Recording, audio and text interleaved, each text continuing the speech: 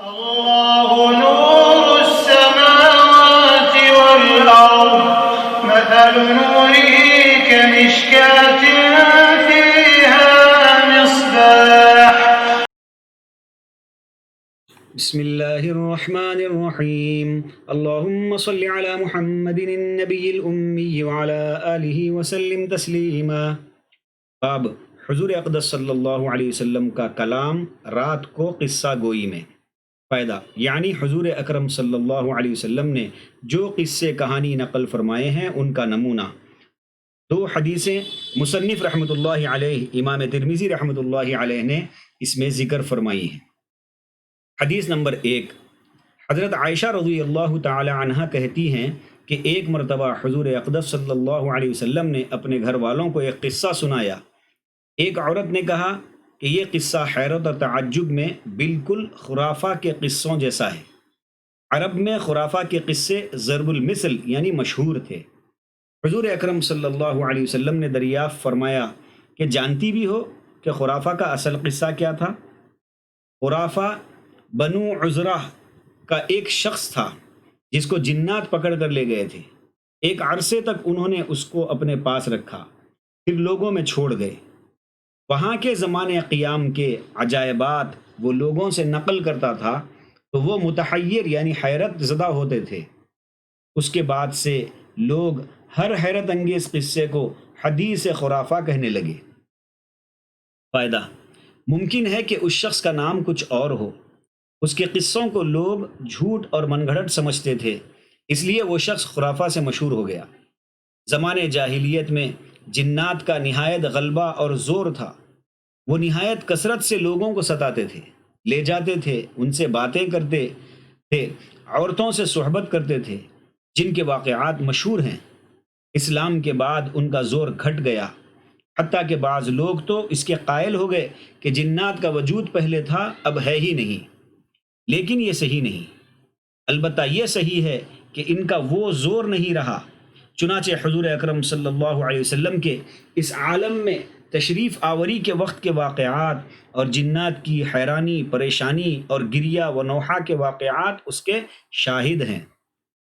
بخاری شریف میں حضرت عمر رضی اللہ عنہ نے ایک کاہن یعنی جادوگر کاہن کی محبوبہ جنیہ کے حسرت بھرے اشعار اور جنات کی ذلت و نکبت کا حال ذکر کیا ہے. سیوطی رحمۃ اللہ علیہ نے خصائص کبریٰ میں بہت سے واقعات اس کے ذکر کیے ہیں. حدیث نمبر 2، حدیث ام زرع. یہ باب مذکور کی دوسری حدیث ہے، لیکن چونکہ اس کا طویل قصہ ہے اور نیز مشہور ہے، چنانچہ اس پر مستقل تصانیف بھی کی گئی ہیں. اس لیے امام ترمذی رحمۃ اللہ علیہ نے بھی اس کو ذرا ممتاز کر دیا.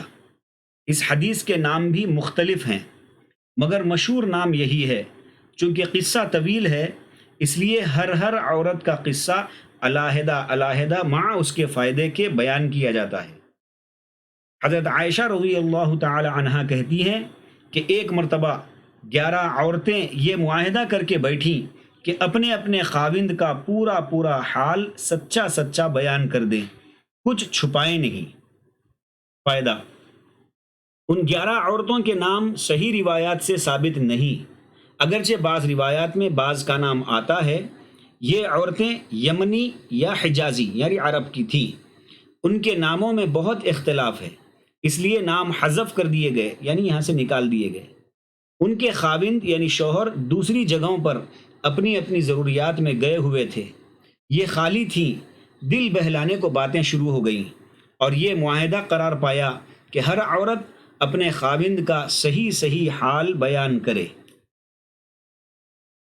واقعہ نمبر 1، ایک عورت ان میں سے بولی کہ میرا خاوند ناکارہ دبلے اونٹ کے گوشت کی طرح ہے، گویا بالکل گوشت کا ایک ٹکڑا ہے جس میں زندگی باقی ہی نہیں رہی، اور گوشت بھی اونٹ کا جو زیادہ مرغوب بھی نہیں ہوتا، اور گوشت بھی سخت دشوار گزار پہاڑ کی چوٹی پر رکھا ہو کہ نہ پہاڑ کا راستہ سہل یعنی آسان ہے جس کی وجہ سے وہاں چڑھنا ممکن ہو، اور نہ وہ گوشت ایسا ہے کہ اس کی وجہ سے 100 دقت اٹھا کر اس کے اتارنے کی کوشش کی جائے اور اس کو اختیار کیا ہی جائے۔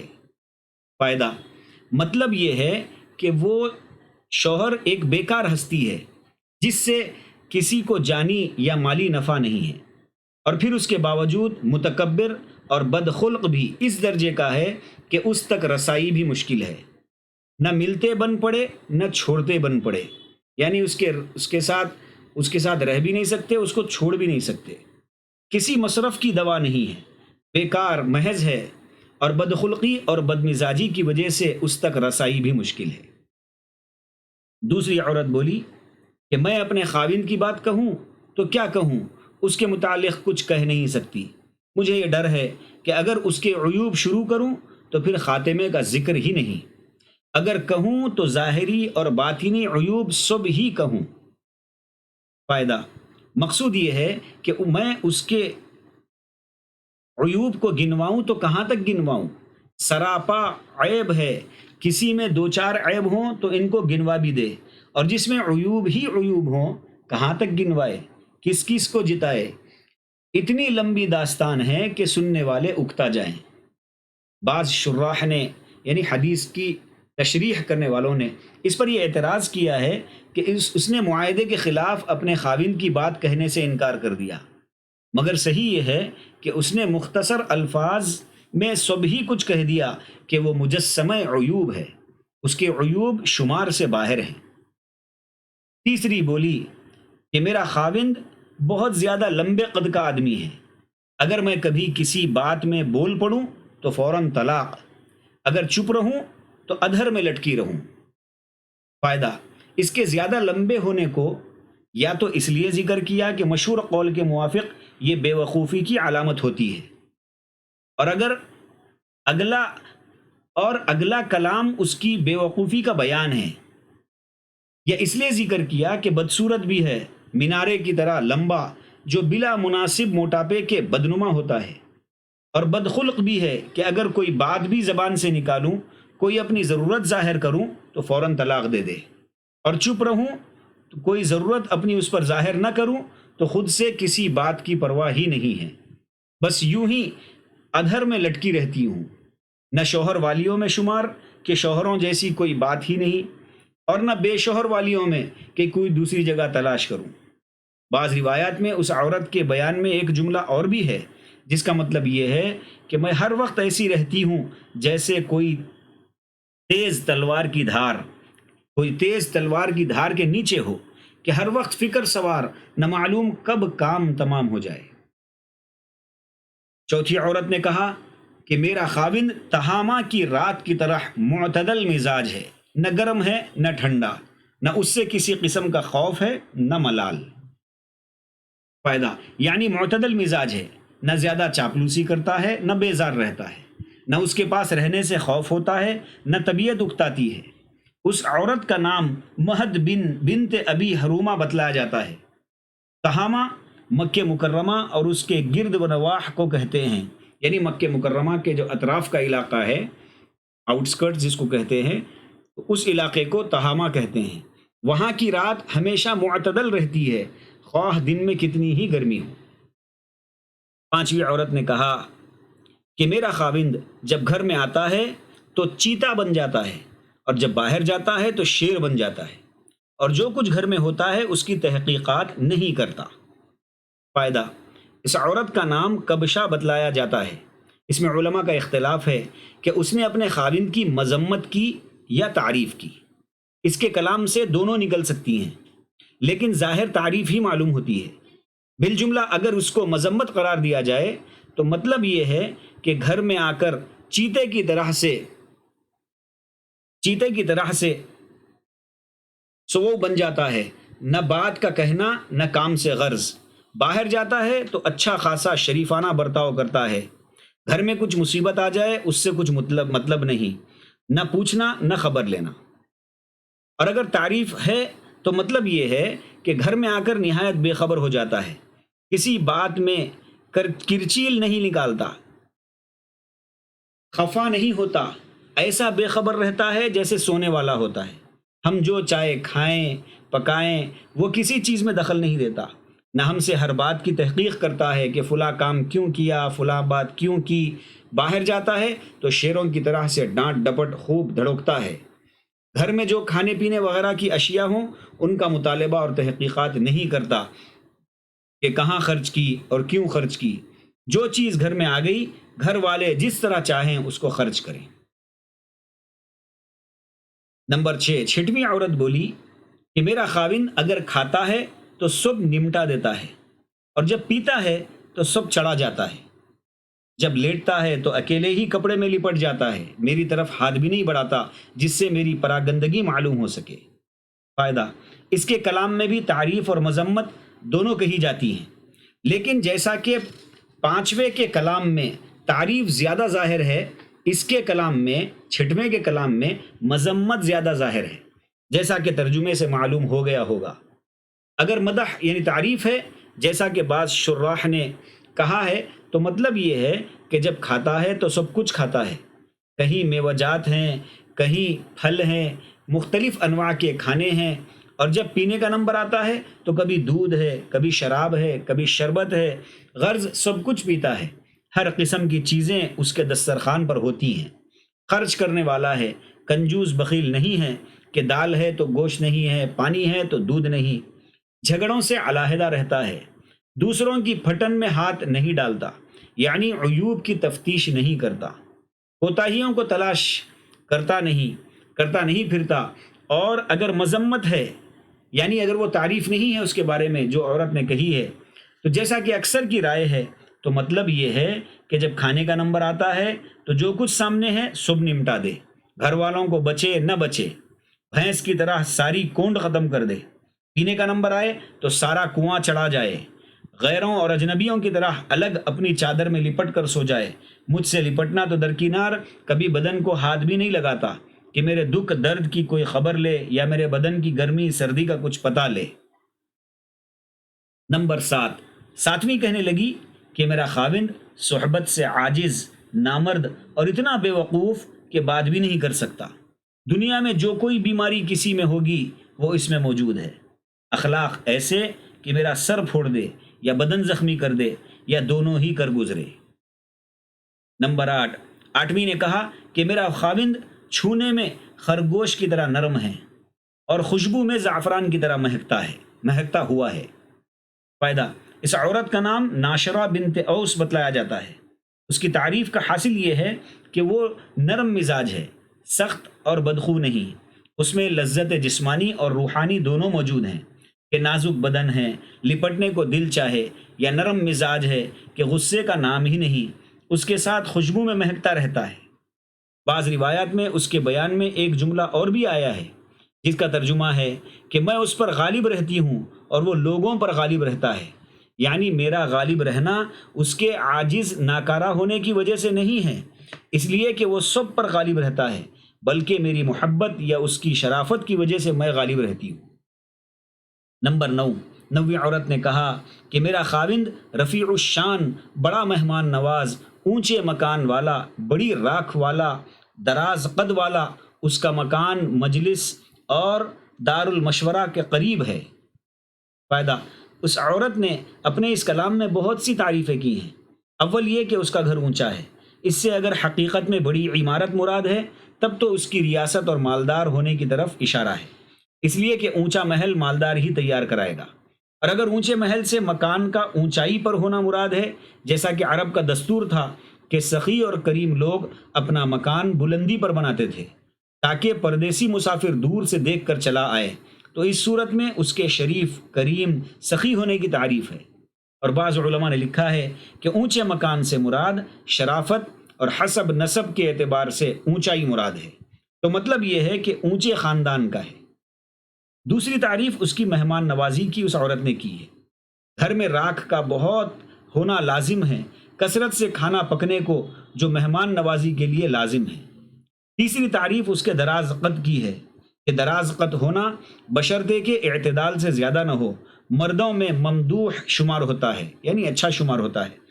مجلس سے گھر کے قریب ہونے کا مطلب یہ ہے کہ ذی رائے اور سمجھدار ہے، ہر شخص اس سے مشورہ پوچھنے آتا ہے، اس لیے گویا اس کا گھر ہر وقت دار المشورہ رہتا ہے۔ کہ ہر وقت کوئی نہ کوئی شخص مشورہ کرنے کے لیے آتا ہی رہتا ہے بندے کے نزدیک، یعنی حضرت شیخ الحدیث مولانا زکریا رحمۃ اللہ علیہ فرما رہے ہیں کہ میرے نزدیک اس کا مطلب یہ بھی محتمل ہے کہ دارالمشورے سے اپنا گھر قریب رکھتا ہے تاکہ مجتمع ہونے والوں کے لیے تواضع وغیرہ میں یہ کہنا نہ پڑے کہ میرا گھر تو دور ہے، اس لیے گھر قریب رکھتا ہے تاکہ تواضعی سامان میں دیر نہ لگے اور اس کی وجہ سے عذر کرنے کی نوبت نہ آئے۔ نمبر 10ویں عورت نے کہا کہ میرا خاوند مالک ہے، مالک کا کیا حال بیان کروں؟ وہ ان سب سے جو اب تک کسی نے تعریف کی ہے یا ان سب تعریفوں سے جو میں بیان کروں گی بہت زیادہ قابل تعریف ہے۔ اس کے اونٹ بکثرت ہیں جو اکثر مکان کے قریب بٹھائے جاتے ہیں، چراگاہ میں چرنے کے لیے کم جاتے ہیں۔ وہ اونٹ جب باجے کی آواز سنتے ہیں تو سمجھ لیتے ہیں کہ اب ہلاکت کا وقت آ گیا۔ فائدہ، اس عورت کا نام کبشہ بنت مالک بتلایا جاتا ہے۔ اس نے اپنے خاوند کی سخاوت کی تعریف کی ہے، جس کی توضیح یہ ہے کہ اونٹ اگر چراگاہ میں چرنے جائیں تو ضیافت اور مہمانی کے وقت ان کے پاس واپس آنے کا انتظار کرنا پڑتا ہے، اور اس کے یہاں ہر وقت مہمانداری رہتی ہے، اس لیے اس کے اونٹ چرنے نہیں جاتے، گھر ہی کے کھڑے کر کے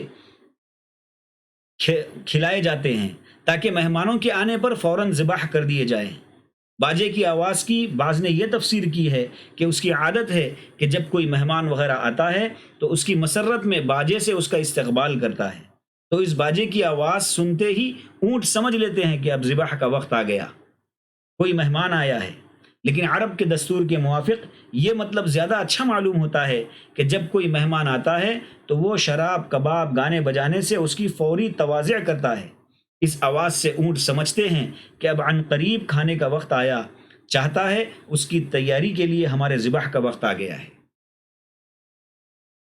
نمبر 11ویں عورت زرعہ نے کہا کہ میرا خاوند ابو زرع تھا۔ ابو زرع کی کیا تعریف کروں؟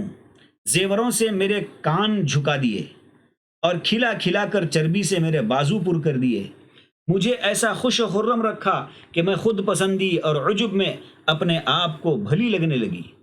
مجھے اس نے ایک ایسے غریب گھرانے میں پایا تھا جو بڑی تنگی کے ساتھ چند بکریوں پہ گزر کرتے تھے، اور وہاں سے ایسے خوشحال خاندان میں لے آیا تھا جن کے یہاں گھوڑے، اونٹ، کھیتی کے بیل اور کسان، ہر قسم کی ثروت موجود تھی۔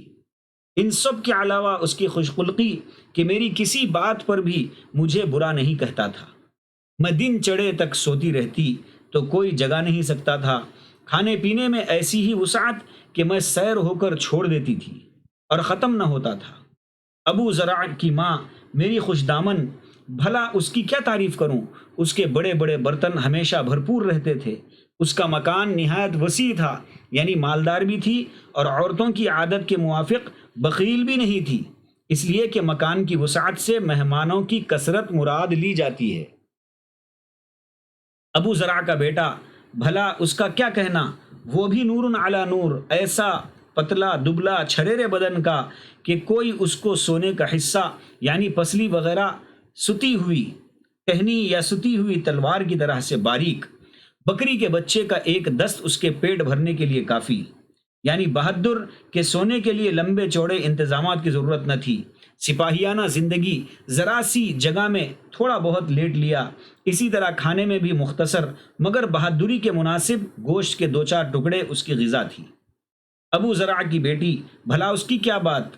ماں کی تابع داری، باپ کی فرما برداری، موٹی تازی سوکن کی جلن تھی، یعنی سوکن کو اس کے کمالات سے جلن پیدا ہو۔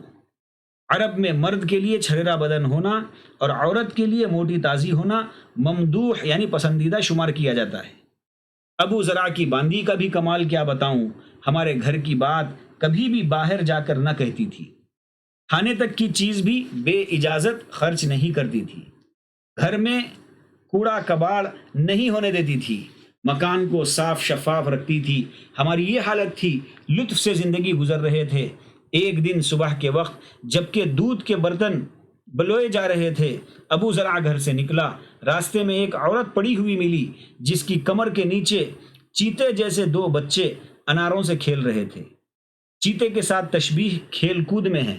اناروں سے یا تو حقیقتاً انار مراد ہے کہ ان کو رڑکا کر کھیل رہے تھے، یا دو اناروں سے اس عورت کے دونوں پستان مراد ہیں۔ بس وہ کچھ ایسی پسند آئی کہ مجھے طلاق دے دی اور اس سے نکاح کر لیا۔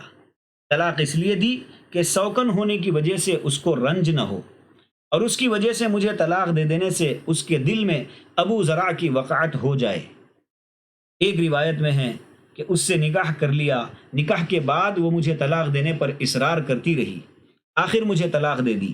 اس کے بعد میں نے ایک اور سردار شریف آدمی سے نکاح کر لیا جو شہ سوار یعنی گھڑ سوار اور سپاہ گر ہے۔ اس نے مجھے بڑی نعمتیں دی اور ہر قسم کے جانور، اونٹ، گائے، بکری وغیرہ وغیرہ ہر چیز میں سے ایک ایک جوڑا مجھے دیا، اور یہ بھی کہا کہ زرع خود بھی کھا اور اپنے میکے میں جا اور اپنے میکے میں جو چاہے بھیج دے۔ لیکن بات یہ ہے کہ اگر میں اس کی ساری عطاؤں کو جمع کروں تب بھی ابو زرع کی چھوٹی سی چھوٹی عطا کے برابر نہیں ہو سکتی۔ حضرت عائشہ رضی اللہ تعالی عنہا فرماتی ہیں کہ حضور اقدس صلی اللہ علیہ وسلم نے یہ قصہ سنا کر مجھ سے یہ ارشاد فرمایا کہ میں بھی تیرے لیے ایسا ہی ہوں جیسا کہ ابو زرع زرع کے واسطے۔ فائدہ اس کے بعد اور حدیث میں یہ بھی آتا ہے کہ مگر میں تجھے طلاق نہیں دوں گا۔ طبرانی کی روایت میں ہے کہ حضرت عائشہ رضی اللہ عنہا نے اس پر فرمایا کہ حضرت صلی اللہ علیہ وسلم، ابو زرع کی کیا حقیقت؟ میرے بابا آپ صلی اللہ علیہ وسلم پر قربان، آپ صلی اللہ علیہ وسلم میرے لیے اس سے بہت زیادہ بڑھ کر ہیں۔ حق تعالی جل شانہ ہر مسلم زوجین کو حضور اقدس صلی اللہ علیہ وسلم کا اتباع اس مضمون میں بھی نصیب فرمائے کہ یہ عفت کا باعث ہوتا ہے، آمین۔ بعض علماء نے اس قصے میں یہ اشکال کیا ہے کہ جن عورتوں نے اپنے خاوندوں کی برائیاں کی ہیں وہ غیبت ہے جو حضور اکرم صلی اللہ علیہ وسلم کی مجلس میں ہوئی، اور اگر خود حضور اکرم صلی اللہ علیہ وسلم نے اس قصے کو ارشاد فرمایا تو اشکال اور بھی قوی ہو جاتا ہے۔ مگر صحیح یہ ہے کہ غیبت کی حدود میں داخل نہیں ہے کسی غیر معروف شخص کا حال بیان کرنا جس کو لوگ نہ جانتے ہوں، یہ غیبت نہیں ہے۔ اللہ تعالی ہم تمام کو نبی پاک صلی اللہ علیہ وسلم کی سنتوں پر چلتے ہوئے زندگی گزارنے کی توفیق نصیب فرمائے، نبی پاک صلی اللہ علیہ وسلم کے دست مبارک سے حوض کوثر سے جام کوثر نصیب فرمائے، اور آپ صلی اللہ علیہ وسلم کا پڑوس ہم کو آخرت کی ہمیشہ کی زندگی میں نصیب فرمائے۔ وآخر دعوانا ان الحمد للہ رب العالمین۔